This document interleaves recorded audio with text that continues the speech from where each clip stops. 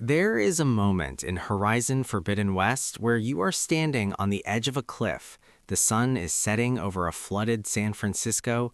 Giant mechanical crabs are crawling across the ruins of the Golden Gate Bridge, and you realize that this world is both completely alien and deeply familiar at the same time. That feeling, that specific mix of wonder and melancholy, is what this game does better than almost anything else. And the fact that it still hits that hard in 2026 tells you everything you need to know about what Guerrilla Games built here. Horizon Forbidden West released in February 2022 as a PlayStation exclusive, and it was immediately one of the most visually stunning games ever made.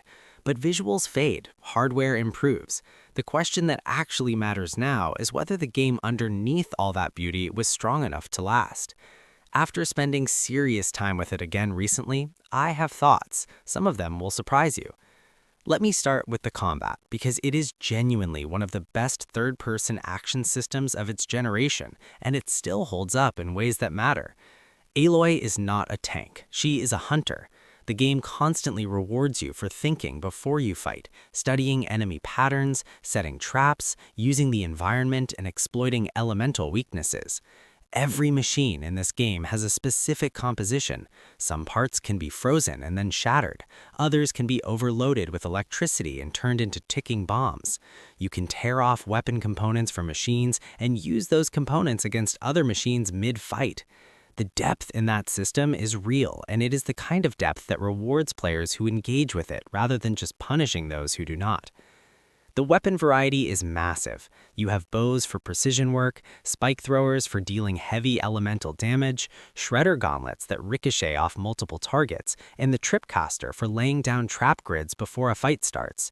Each weapon has multiple ammo types. Each ammo type has a specific tactical purpose, and the skill tree expands what you can do with all of them. By the midpoint of the game, combining a well-placed freeze trap with a shatter combo while a rebel camp is distracted by a machine you just turned against them feels like conducting a violent symphony. It never gets old. The controls are tight and responsive, which is not something you could say about every open-world game from that era. Aloy moves with real weight and purpose. The climbing system is much more expansive than the first game, with a grapple hook and glider added to the toolkit that completely change how you navigate vertical environments. Scaling a tallneck, which are these enormous giraffe-like machines that serve as the game's version of radio towers, feels genuinely thrilling because the climb itself is an event. The Traversal was a clear area of improvement over Horizon Zero Dawn, and it makes exploring the world feel physical and earned. The world itself is the game's most obvious achievement and also the source of its most interesting problems. The Forbidden West covers a huge range of biomes, including deserts, jungles, coastlines, swamps, and underground cave systems. Each zone has its own ecosystem of machines, its own visual identity, and its own tribal culture. The environmental storytelling is exceptional. You can piece together the history of each region just by looking at what the old world left behind and how the new civilization adapted to it. The level of detail in every corner of this map is remarkable even by current standards.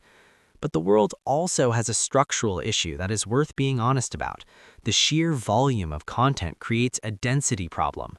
The map is packed with icons, camps to clear, cauldrons to complete, machines to hunt, tallnecks to scale, rebel outposts to liberate, errands to run, and collectibles to find.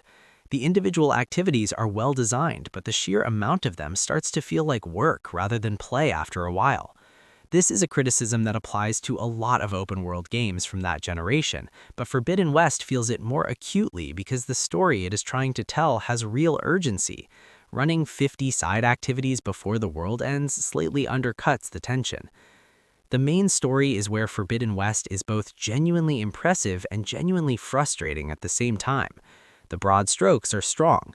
Aloy is chasing a signal that leads her west while trying to prevent a biosphere collapse that will kill every living thing on the planet. The lore that Guerrilla built in the first game was already one of the more creative science fiction premises in gaming history, and the sequel expands it in ways that are intellectually satisfying. There are answers here that the first game only hinted at, and when the story reveals them properly, the writing earns that payoff. The problem is the middle section. The game introduces a large cast of companions called the Quen, the Utaru, the Oseram, and the Tenakth, and it asks you to build trust with each of these tribes before the final act. That is a reasonable storytelling structure, but the execution slows the pacing down significantly. There are stretches of the game where the main quest feels like it's treading water, sending you on alliance-building errands that feel disconnected from the actual crisis Aloy is trying to solve. Players who bounced off Forbidden West almost always cite this section specifically, and they're not right to.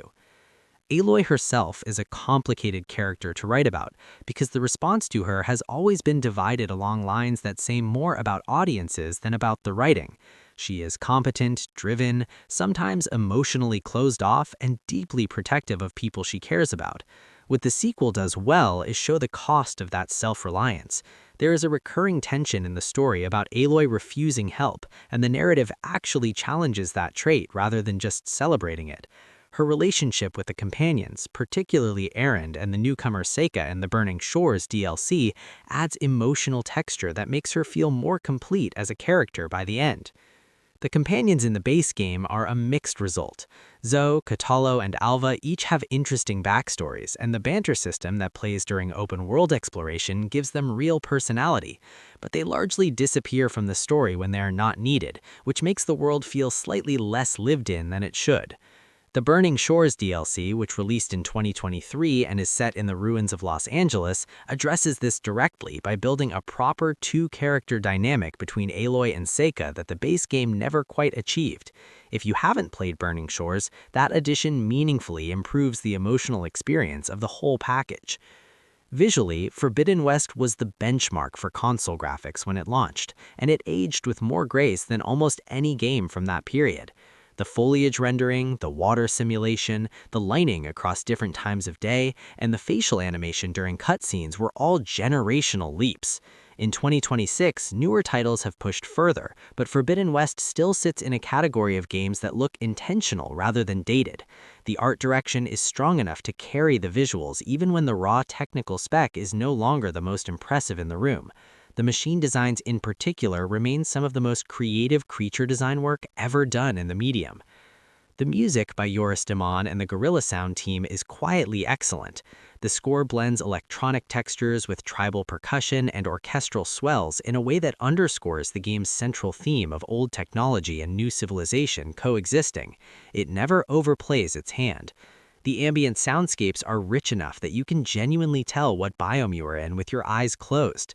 Voice acting across the board is strong, with some performances in the story missions rising above what the script probably asked for. On a technical level, the game released in a remarkably clean state for an open world of this scale.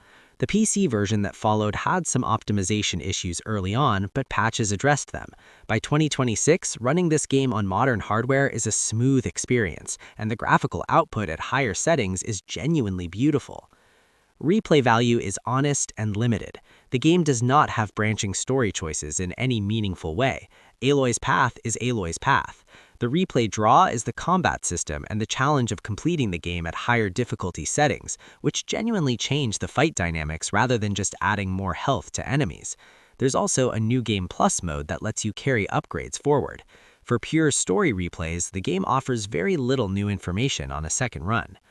The legacy question is the most interesting one. In 2026, Horizon Forbidden West occupies a specific place in the conversation. It's the gold standard example of a sequel that improved almost every mechanical system from its predecessor while struggling to match the narrative punch of the original's mystery. It's a showcase of what dedicated single-player game development looks like when a studio has full resources and genuine craft. It's also a reminder that more content and a bigger world don't automatically equal a more meaningful experience. What it did that still matters is prove that handcrafted, narratively driven open-world games could compete at the highest visual and mechanical level without chasing trends. In an era where live service games were dominating conversation, Forbidden West was just a big, complete, beautiful game that respected the player's time more than it respects constant engagement metrics. Taking the whole experience honestly, accounting for the pacing issues in the mid-game, the companion depth that needed more work, the content density problem, and balancing those against the exceptional combat, the world design, the visual achievement, and the genuine emotional moments that the story delivers, Horizon Forbidden West earns a 4 out of 5. It's not perfect, and it was never quite the masterpiece some called it at launch, but it is excellent, it is aged well, and it is absolutely worth your time in 2026. If you have played it, let me know in the comments whether you think the mid-game pacing hurt your experience for you, or whether you powered through it and found the back half worth it. If this convinced you to finally try it or go back to it, hit like so more people find this review. Subscribe if you want more honest deep dives on games old and new, and share this with someone who is still sitting on the fence about giving Aloy another shot. That fence is not worth staying on.